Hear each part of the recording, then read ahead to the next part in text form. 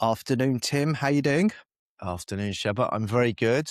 My voice is a little croaky. Maybe you can hear Tell because us why. I was one of possibly 1 million people on the streets of North London yesterday to celebrate Arsenal winning the English Premier League football. It was amazing. I grew up near there. I grew up just a few miles away. They're my local football team, supported them my whole life. And I went there with my brother and my two kids and 1 million other people. And it was awesome. So yeah, that was a great day. And of course, other than getting there, a good example of a very exciting, amazing community event that, of course, there was no entry fee. You could just go and be part of it and be with a group of people and be mad and happy together. So it's a good example of some of the best, most memorable experiences in life don't necessarily require a big ticket admission.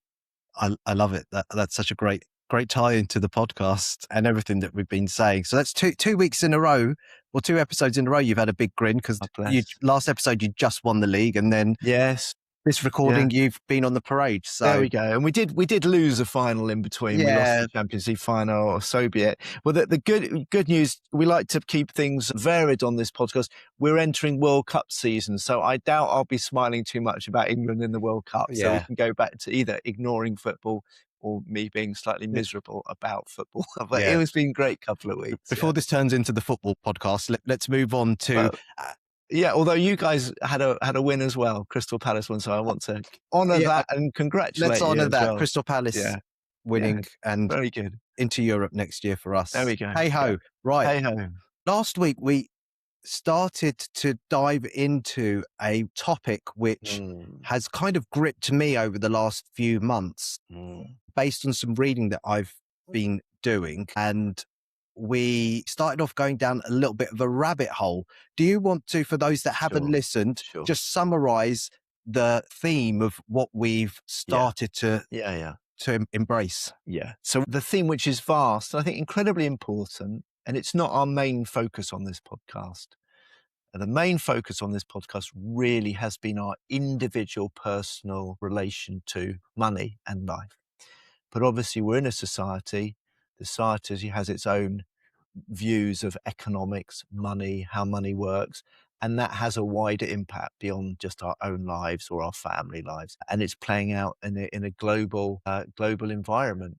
Literally, the physical environment is very much affected and degraded by our economic assumptions, financial assumptions, and also arguably our social fabric. So what we started looking at last time is this vast question of how do we understand what's going on out there in the world, in the climate, in the environment, in society, by starting to think about money in this different way, right? How does the stuff we do about the unconscious psychology of money, mainly at the personal level, actually play out collectively to shape some of these really urgent problems and challenges we're facing? And does it offer us anything for addressing those challenges? And as we said last week, that's a space that's relatively newer to you. So you've come more from a kind of what I would call a more mainstream business as usual, kind of trust the economic wisdom and everything will be okay. But in recent months and years, you've been really rethinking that and you started reading more deeply into it. And I've come more from a position pretty much my whole adult life where I've been aligned with that more kind of critical or activist point of view. So even at quite a young age, I was part of green movements and progressive political and campaigning movements that were saying, no, hang on, this whole business of, as usual doesn't work.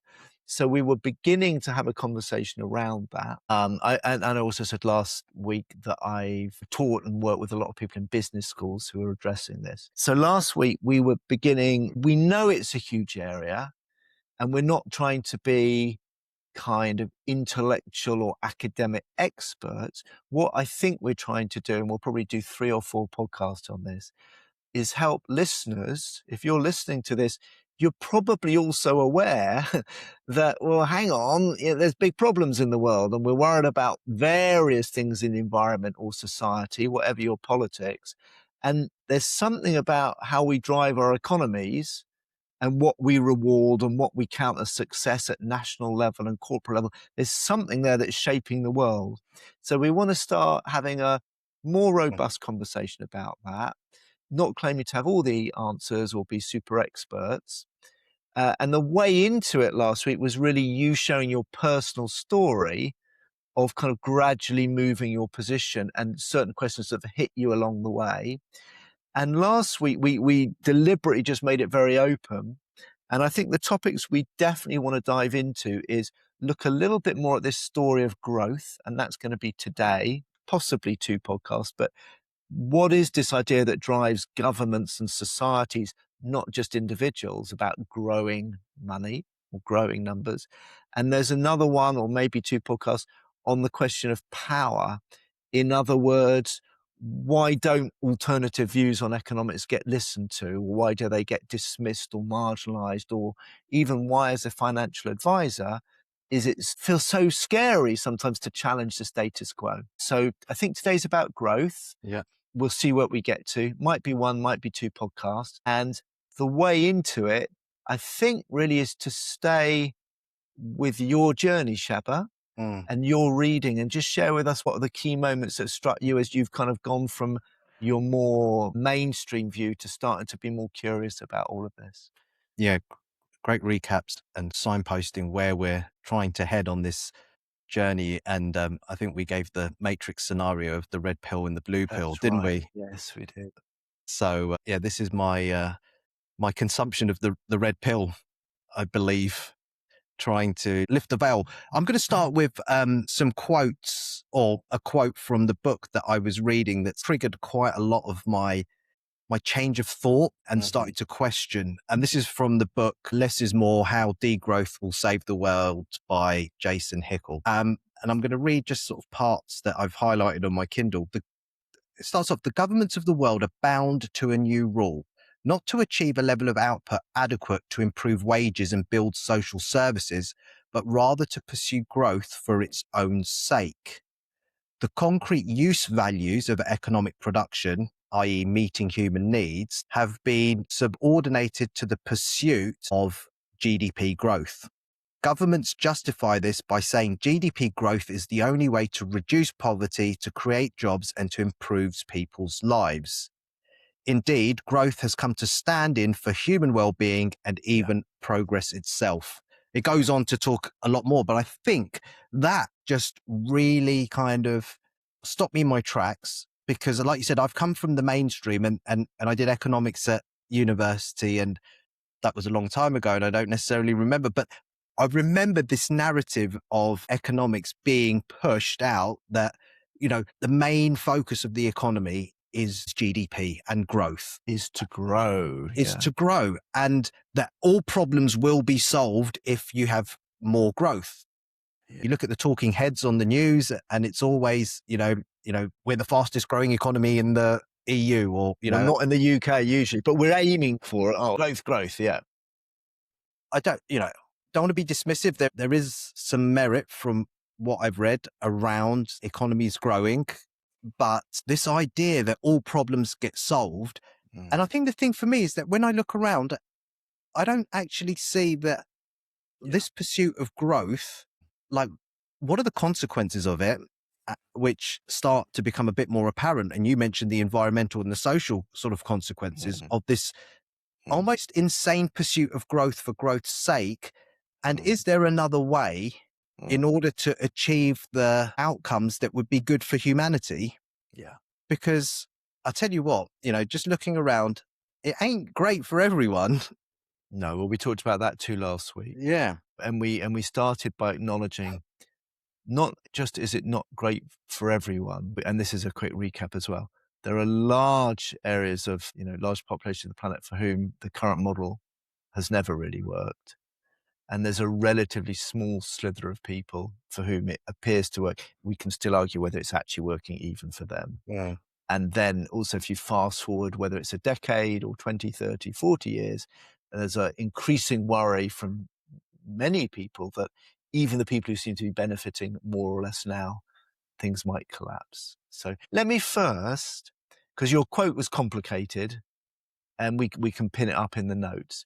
But if I summarize what I think it's saying, you tell me if this is more or less right, but in simple language, governments are focused on something we've made up called growth, measured actually in a pretty simple way as GDP, Yeah. the total growth of output, effectively. And what the quote is saying is they're more and more focused on growing that number and assuming that by growing that number, you get what humans and societies and what we all really need. But they're less and less focused on making sure we actually get what we really, really need. Right? Is that a fair, they're focusing on a number that becomes a proxy for the things. It's always like an article of faith. If this goes up, we'll get, right. It's like the benchmark by which we measure all success. Right, which I think is quite true. And it's also true just to notice politically, and yes, we have now in the UK and in other countries, you've got kind of a widening of politics. So you have got, for example, the Green Party, who are a more radical left, and you have got views on the radical right or the extreme right. But it's also true that most politics in most industrialized societies still, even if it's left wing versus right wing, both positions say we want to increase growth because that's the way to benefit society. There might be a slight discussion about whether you have a bit more state spending or a bit more taxation, but there's few people in the mainstream of politics even considering whether growth is what we need. Can I make a couple of quick observations then back to you? Because I think your journey and your curiosity is what needs to lead. The first observation is, doesn't that quote, or what he's getting at, sound an awful lot like what you and I talk about as the money and the life path, right? What we're saying on the podcast consistently, old loyal listeners will recognize this, new ones listen back, is this. On our individual levels, if we're not careful, we end up chasing a number, might be salary or savings or pension, but we chase a number that we think when the number's right, it'll either give me what I want or I'll finally get to do what I want. In other words, then the number will give me what I really want as a good life. And we're saying that doesn't work. And what you need to do is focus on what really gives you a good life now, regardless of your number. So I think his quote is saying governments are doing the same thing. They are focusing more and more in their thinking, their policy, their communications on growing a number because they believe, maybe with some merit, but maybe not perfect merit, or maybe they're missing things we'll discuss. They believe that with the right number of growth, or the right level of structural debt, or the right balance of government spending and income, all of these things, but effectively growth, that will create a good society. And there's less and less discussion on what is a good society? What do people really want? And how can we create that? Or even what sort of economy should we have to give us what we want? Or what sort of things should we be measuring to know if we're getting what we want? In other words, it's become a money or growth centered way of thinking and making policy. And it's increasingly not life centered. And that seems to me, just as in our own lives, I can go, oh, I've got a good salary and a good pension. But why, if I'm honest, do I feel like shit and a bit depressed and not great about my life? Because I'm not paying attention to what really matters. So you could make a parallel to say that seems to be happening in industrialized Western countries, certainly for the last generation or so. That yes, growth is going up. Yes, it looks like in some way there's more money. I know there's other problems, but people don't feel better about their lives. They don't feel more optimistic. They don't feel many, many things. So I offer that to you to respond to. It's the money life dance writ at national or global level, not individual. It's so funny as you were saying that, there was the part of me that still hasn't fully embraced the money life kind of detachment, or detaching from the number. I think we've spoken about this before, head and heart. And there was a part of me that was screaming, yeah, but Tim, you can't get the things that you want without, I'm thinking, better public services, like more, like, more parks, more whatever it is, youth centers for kids and all of this sort of stuff. And I'm like, yeah, but you need the money to do that, so growth is a necessity in order to. Yeah. Well, that in order to have those things. The internalized view of the money path or the growth path. So let's not disrespect it, but let's also not believe it. So it's great to notice it as a voice. So I hear that, and we can look at that. Is there another voice, or is there another kind of whisper there that goes, well, maybe? Because that's the internal debate you're having, right? That's the internal debate. For me, it's a case of, okay, I think, how do you improve people's lives? How does society move forward? Well, first of all, I don't even think we truly know, because maybe no one's really asked, like, what does everyone want? I think that was a great question in terms of, are we actually structuring and building the world society on national, local levels based on what people want? Or is it the agenda of larger corporations or big business, etc., that are dictating this? So I think that's a fascinating question. So that's one thing I had. And the other thing, which I've read and also makes sense, that, well, if you're just pursuing growth for growth's sake, I don't even think that's sustainable and even possible, because of the fact that we've got very limited resources as well. So it feels like it's a foolish endeavor on some level, but very difficult to challenge because you feel foolish for challenging. So it's a bit of a bind. Well, I think there's a couple. Yeah, no, it is. So the foolish to challenge we'll look at when we look at power. Yeah. Right. And that seems to be true whether you're actually a senior economics professor who happens to have what's called a heterodox position, just I don't even want to say alternative, a non-mainstream position. So we'll come on to that. But yeah, there's two questions you've identified. One is our pursuit on growth getting us what we want anyway? And how would we know what we want? And is what we want being manufactured or pushed in a certain direction? That's a great question. And even if it was what we want, is it a bit foolish, or do we need to change it anyway because it might be shafting the planet? So there's two arguments. Let's break those down a bit, and again, throw over to you. And I've got a few frames, few angles. They're kind of theoretical ideas from the world of alternative economics or complementary economics that I think might be helpful for listeners. And also each time when we introduce what sounds like a bit of economic theory, I'm going to help people think, well, how's that relate to me in my life? Because that's really what the podcast is about. So your second point first. Yeah, we mentioned this last week. Economies want to keep growing. That's infinite growth, right? No one's saying, well, we'll grow to a certain level and then we'll stop and change the economic system. No one's saying we'll get to this level of GDP and then we will definitely need to do something because we'll have chopped down all the trees or used up all the mountains or dug all the gold. Or no one's saying that.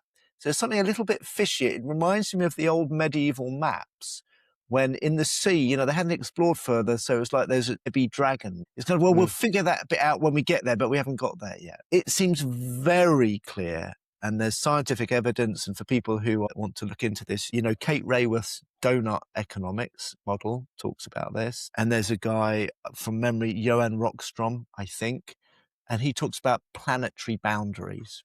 And from memory again, Rockström identifies, I believe, geophysical boundaries, like if there's too much nitrogen in the soil, if the water acidifies, if there's too much CO2, if we lose X% of all plant species. These are all kind of scientific metrics where it's pretty clear if that happens, the system collapses. Okay. So it's to do with air, water, soil, biodiversity, etc. Rockström is suggesting, as far as we can measure these things, that well over half of these boundaries have been exceeded. In other words, simply put, our current way of growing, which means taking more stuff from the planet, making more stuff, using it not for very long and then throwing it away, is taking stuff and creating waste and pollution.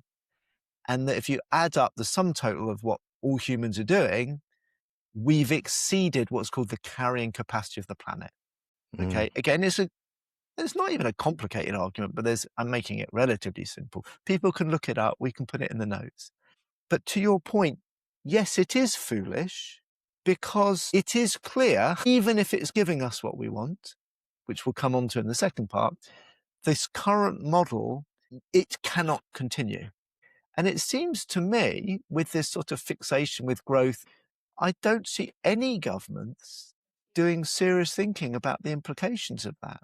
So over to you. Where's that taken you in your reading or your advice to your clients or your investments? I mean, the thing that was cropping up for me is in this pursuit of growth, the idea is that we are continuously being convinced that our happiness or our prosperity or whatever you want metric is tied up to our consumption.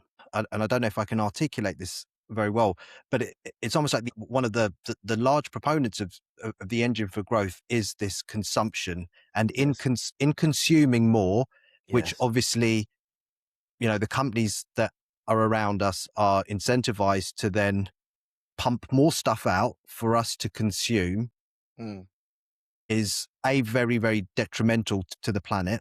Yes. But also it's very detrimental to us because it leaves us in a position where we only feel that our well-being, our happiness is tied to the new phone or the new whatever it is. And it's almost just like a cycle. Yeah. And we're caught in this cycle. And when clients come to me, we're just perpetuating that cycle in a way, because it's all about growing the number to be able to continuously afford things. Yeah. I think that's the driver. It's the insecurity around, I won't be able to afford my lifestyle and buy all the things because of the fact that I'm being told that my worth is tied up predominantly in the lifestyle that I can live. And by the way, by lifestyle, what I mean is not how much free time do I have to sit peacefully under a tree, or read a book from the library, because that's lifestyle. It's to do usually with consuming, spending. It's whether that's what really makes us happy or not. That's the model, right? Because lifestyle, will come on to this. Yeah. We could talk about, well, what might we want to grow that isn't to do with consuming? Can I offer a frame or two and then get you to respond? I don't know. Well, when you answer the question, the main feeling I get is how all of these things are so intertwined. And very confusing for me in terms of to unpack and separate them. Yes, it is. Well, this is the point, because we're talking a system. So anytime you talk systemically, and that's what we are, we're talking about a social, economic, political, and psychological system. So it's hard because you pull one piece and you get all the other bits, right? So actually, to listeners, if it feels like we're not quite sure where to go, I would say, yeah, that's kind of true, but it's mirroring the system. Because actually, individually and collectively, and even politicians are actually not sure which piece of this we pull, because every time you pull a bit, you get a reaction. So let me offer frames from around there and let's see. Consumption. I have a good friend who maybe we can invite onto the podcast. He's called John Alexander. Very interesting guy. He wrote a book called Citizens, and he's very concerned with these questions. One of his arguments is this: human society and humans have always had some kind of story about who we are, some primary shared identity. So a few hundred years ago, we were subjects, right? There was a king, and we were subjects of the king. And that was kind of the prevailing story and social, whether it worked or not worked, or whether we were better off subject or a serf or peasant or whatever, but we were subjects. We weren't really consumers. Yeah, we grew stuff and made stuff, but we weren't there we were there to be subjects of sort of some higher power, higher order. Okay, that evolved through various kind of political, historical events, and particularly the Industrial Revolution came, also following some major kind of revolutions as well, and the founding of America. And we went from being subjects, well, that's not so good. We don't want to be people with just some divine king above us. We're more than that. We can make things, we can trade, we can go around the world and create. And there was a time of the Industrial Revolution of amazing ingenuity and certainly economic advancement and tremendous material progress. But where we've ended up, he says, is the story as we're consumers. We've gone from subjects to consumers. And that's particularly accelerated in the last, let's say, few decades, right? So whereas there may have been something relatively quite positive about a period of material advancement and global trade, and certainly some positives came, for reasons we may get into, now we have very large corporations they need to keep growing because of shareholder value. So there's a cycle because the shareholders are individuals and we want our money to grow. And we think you'll be advising people this the whole time. Yeah. Well, but don't put your money. I saw a LinkedIn post you done just last week. Yeah. Don't have your money just in a bank. Put it in the stock market because historically stock markets go up. In other words, if you want to grow your pension pot, invest in companies who are growing. Yeah. But that drives them to grow, right? Yeah. That may or may not be helpful.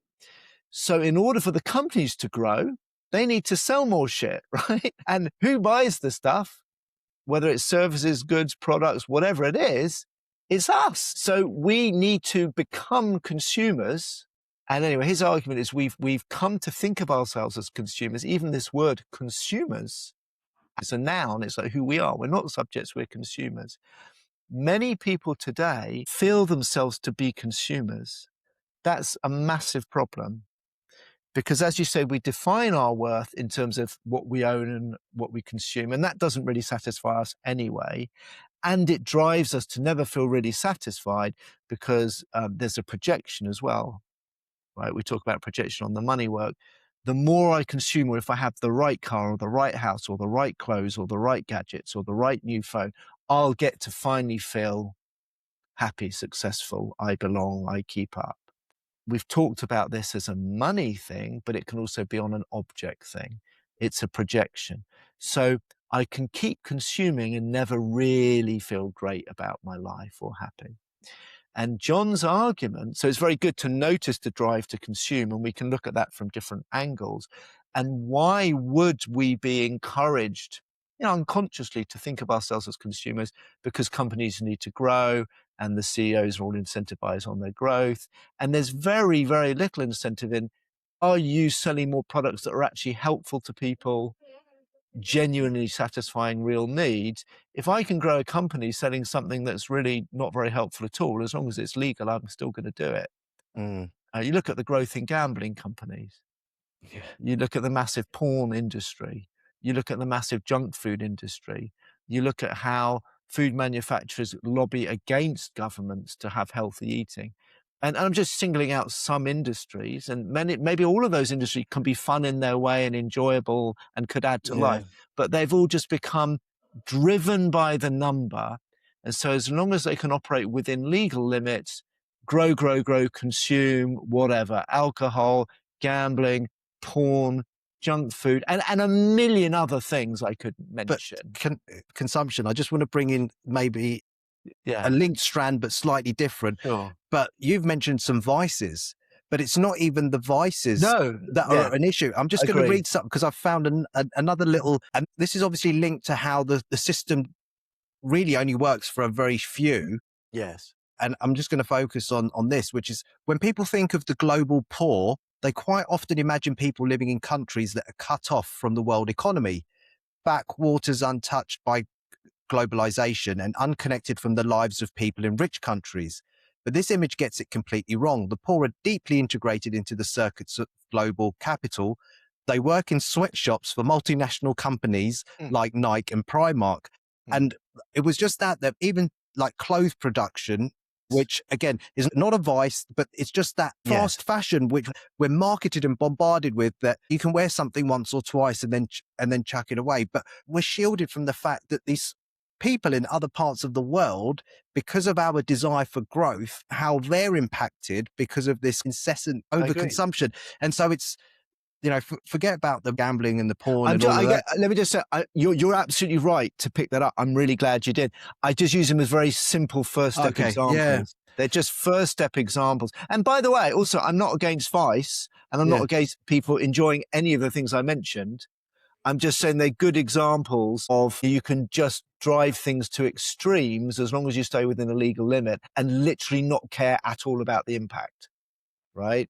And you could also say clothing is a good example. Well, and clothing might seem less of a vice, but if I'm driven by the fashion industry or by magazines or by social media to think, every season, I've got my jeans, but now baggy jeans are in, so I'll get rid of these ones and buy the baggy. And then next season, I'm being manipulated in exactly the same way. I love Arsenal, but why do Arsenal and every football club, they change their football strip every season? So you're right. It's everywhere. Phones, technology, built-in obsolescence. So I'm agreeing with you. I want to come back to what John said. Yeah. And I think, by the way, this is going to be a 2 or 3 episodes now on growth, and hopefully that'll be interesting. So let's just break it down. We're driven to consume, A, because we have that story, that's all of who we are right now, which is very unhealthy. B, because we try and think our hollowness or emptiness or whatever we lack can be found in material objects. Well, humans have always done that a bit, but maybe it's a very, very strong projection now. And C, because we're in this strange, unhealthy relationship with these corporations, because they want us to feel like we need to consume, so they grow, and we might feel a bit not great about it, but we want them to grow because they grow and fill our pension pots. So there's a kind of codependency there, okay? So there's all of these unhealthy psychological things that are pushing us as individuals into consuming in ways that, let's be honest, usually we don't feel great about. In the language of this podcast, they don't actually make us feel alive. We might get a quick dopamine hit when we get the smell of the new car, Yeah. upholstery or a new dress or something. But it doesn't really lead. And there's a lot of psychological research that says once that hit wears off, there's very, very little added real life enjoyment from a new thing. John's final point, I'll just mention it and then back to you. He says, so how do we stop thinking of ourselves? Yeah, we're not subjects, but it's not helpful to be consumers. He says we need to see ourselves as citizens. Okay. Right? And citizens think about themselves very differently to consumers and subjects. Citizens get to kind of co-create and together share and deliberate and actually ask exactly the questions that you started with. What sort of society do we want? What is important? And how might we come together in different ways to actually talk about this, think about it, and do it? Because one thing about consumers is they're actually quite passive. We don't tend to create subjects. We used to build more, I might just be, I don't know, an ironmonger or a leather worker in my village, but I was actually making the stuff that got used. Most of us don't make stuff. We just consume. So we've become very passive. And then we become quite passive in society. We don't think that we can make or shape society or shape our lives or make and shape our communities. So the consumer story disempowers us in many, many ways, and it doesn't satisfy us. So the question is, how might we think of ourselves as citizens?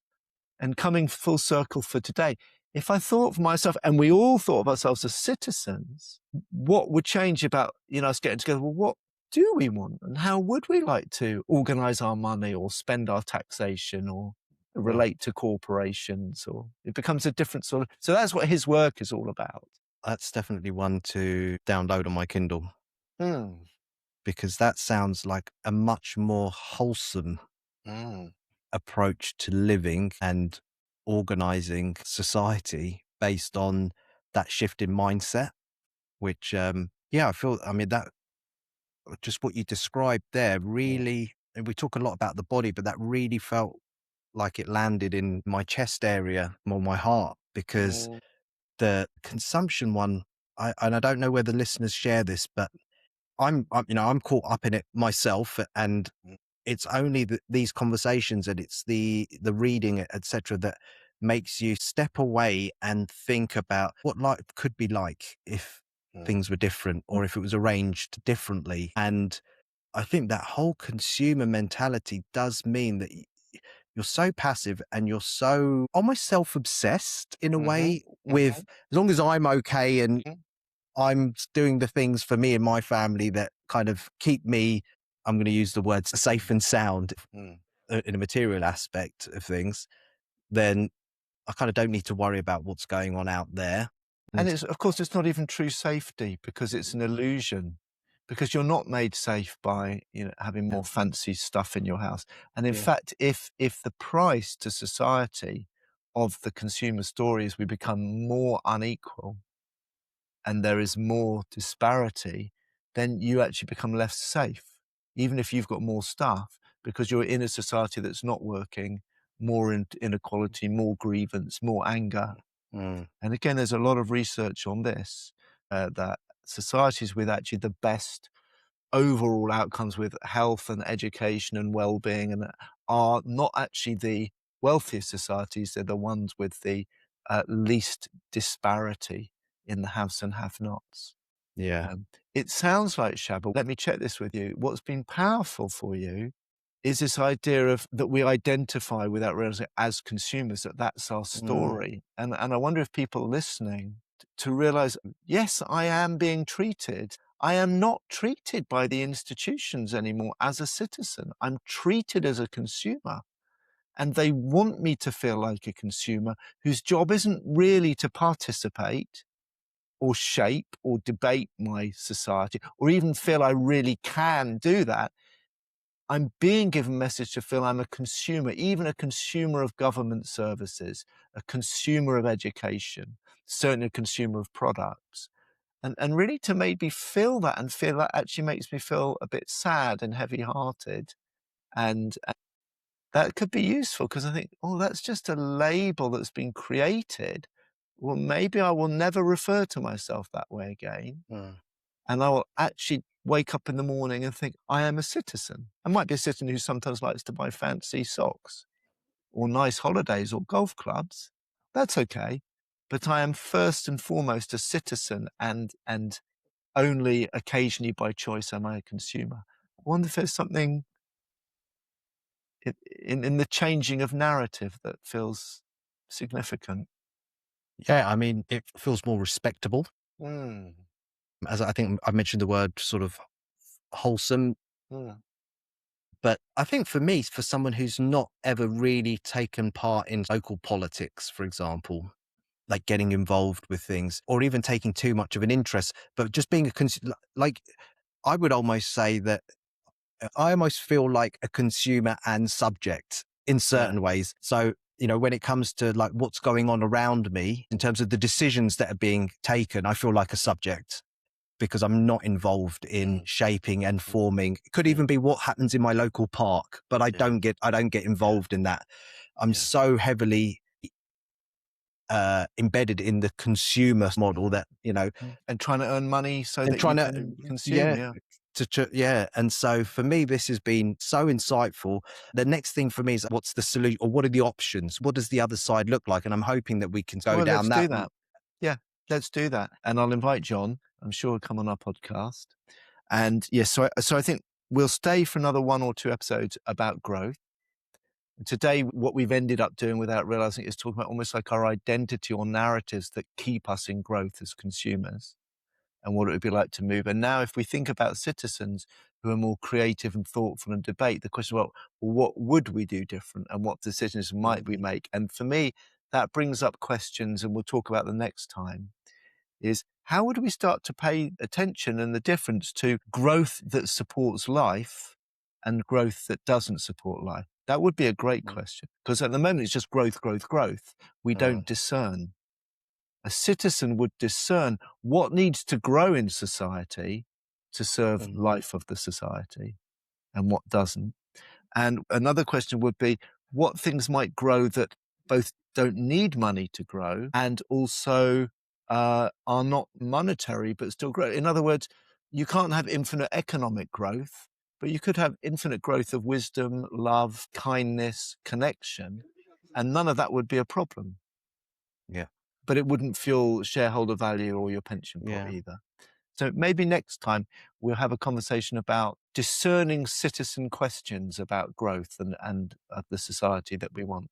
How does that Good. sound? Great. I think we'll meet up next time and that will be the topic of conversation. Lovely. Tim, enjoy the aftermath of your parade and I will see you next time. All right, Shabba. Take care.